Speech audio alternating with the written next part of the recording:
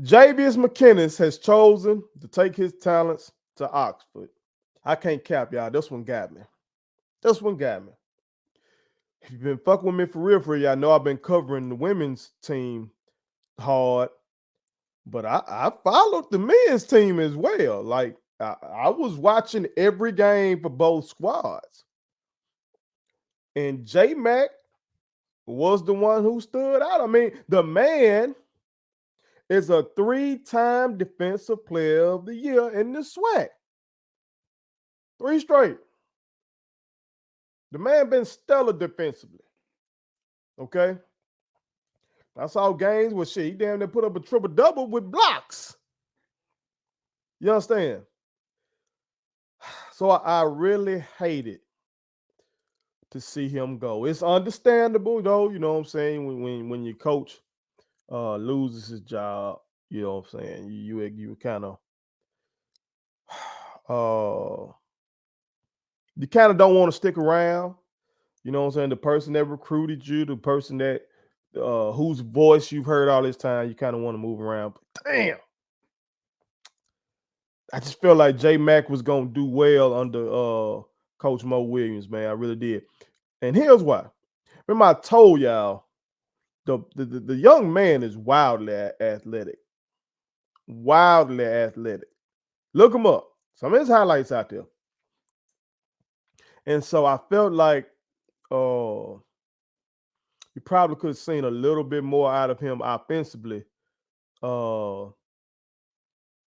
with some better guard play. And again, the guys that went out there and played, they did the best they could. They put on for their team. You know, to my the team was really in a tough situation this year. Throughout, we had, like I told you about the Gabe Watson situation. I know somebody said he quit, but one of my young boys, like, he had concussion problem or something like this. But whatever the case, we didn't have him through the SWAC season. And then, you know what I'm saying, you had some other issues at the guard position as well.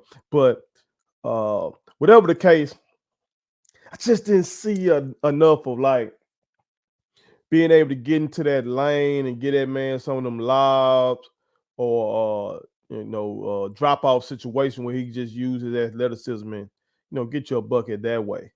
Uh, which is something we see that it's harder to do in the college game. True enough, the college game, the floor is not as spaced as it is in the pro game. It's more condensed, so it's harder to get a lot of those, but it's still available, man. We still see folks around the country get it to where these guys can use that just raw athleticism like that. Well, we saw it a few times this year.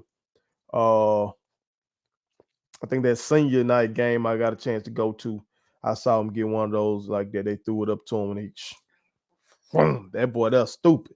So with Mo Williams being one of the great guards ever out of the state of Mississippi, and having his NBA background, I figured, one, he's gonna bring in some talented guards, and then two, you know what I'm saying, he could be able to coach those guards up in situations to where they'll be able to get more dribble penetration, they'll be more effective off the screen roll, and then that would have led to more opportunities for J Mac, to use his athleticism and get some easy scores for us.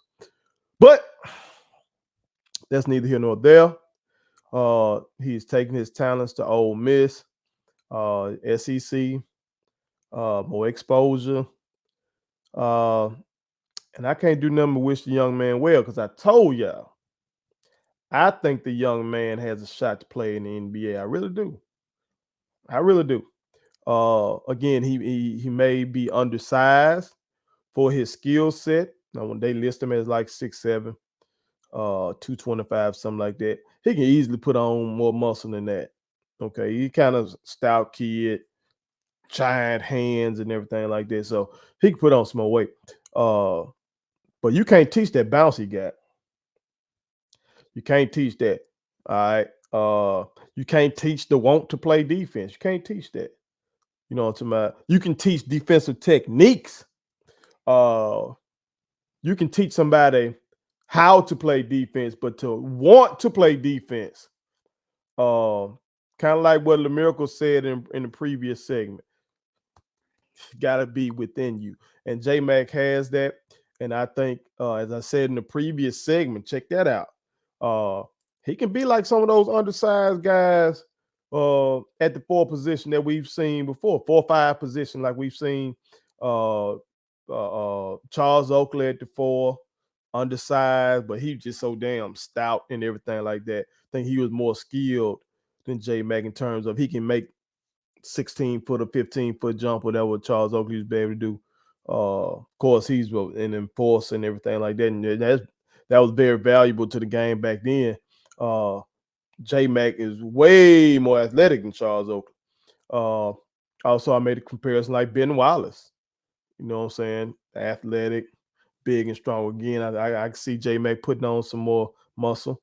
And the best case scenario, Dennis Rodman, who was not a scorer in the NBA, did not want to score, wanted to play defense, wanted to rebound the basketball. Okay, so those are just some comps. Not saying that young man will reach those heights, but if you make it to the league and get paid that kind of money to run around in shorts and chase a basketball, whether the young brother ever makes the Hall of Fame All-Star game or not, he's a champion in life, because that will create generational wealth for his family if he manages it right. So I wish the brother good luck.